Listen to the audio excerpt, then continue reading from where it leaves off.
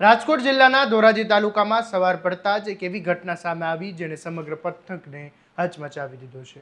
વાડીમાં કામ કરવા ગયેલા બે યુવાનોના મૃતદેહ મળ્યા અને તપાસમાં સામે આવ્યું કે બંને પતિ પત્ની હતા, જેમના લગ્નને હજુ 2 મહિના પૂરા થયા નહોતા અને આખરે આ ડબલ મર્ડર પાછળનું રહસ્ય શું છે? પ્રેમ, અદાવત કે કોઈ જૂનું કાવતરું? આવો વિગતે વાત કરીએ આ અહેવાલમાં।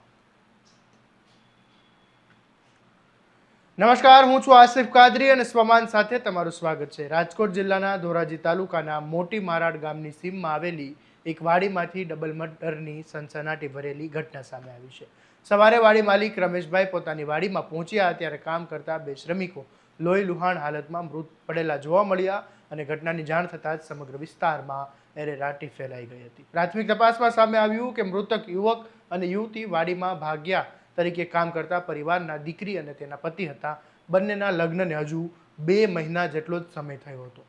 નવા જીવનની શરૂઆત કરનાર આ દંપતીનો કરુણ આવતા પરિવાર પર આભ તૂટી પડ્યું છે। પોલીસની પ્રાથમિક અનુમાન મુજબ બંનેના માથાના ભાગે તીક્ષ્ણ હથિયાર વડે ક્રૂરતાપૂર્વક હત્યા કરવામાં આવી હોવાનું સામે આવ્યું છે અને ઘટના સ્થળેથી મળેલા પુરાવાના આધારે પોલીસે હત્યા હોવાનું માનીને તપાસ શરૂ કરી છે। આ વાડીના માલિકે આ મામલે શું કહ્યું એ પણ સાંભળી લો।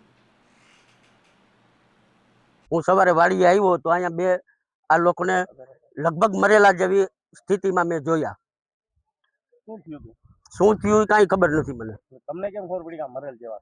મને અંદાજ એવો આવ્યો ખાલી કે માથા ઉપર લોહી દેખાણું બધે મોઢે ને માથે, અને લગભગ 15 ફૂટ છેટેથી મેં જોયેલું, નજીક તો હું ગયો નથી, પણ કાંઈ હલન ચલન કે એવું કાંઈ દેખાણું નહીં।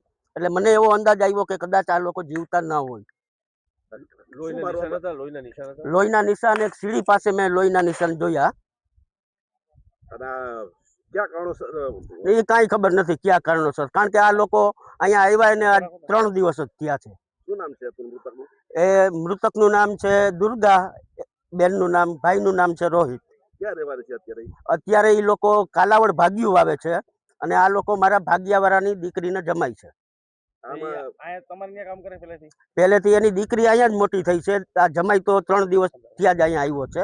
2 મહિના પહેલા હજી એના લગ્ન થયા છે।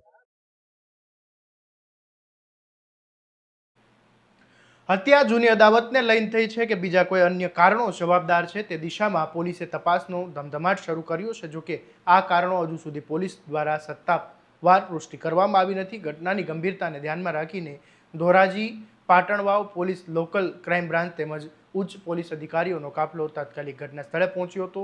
FSLની ટીમ પણ ઘટના સ્થળ પર બોલાવવામાં આવી હતી અને વૈજ્ઞાનિક પુરાવા એકત્રિત કરવામાં આવી રહ્યા છે અને હાલ પોલીસે ગુનો નોંધીને તમામ સંભવિત એંગલથી તપાસ શરૂ કરી છે।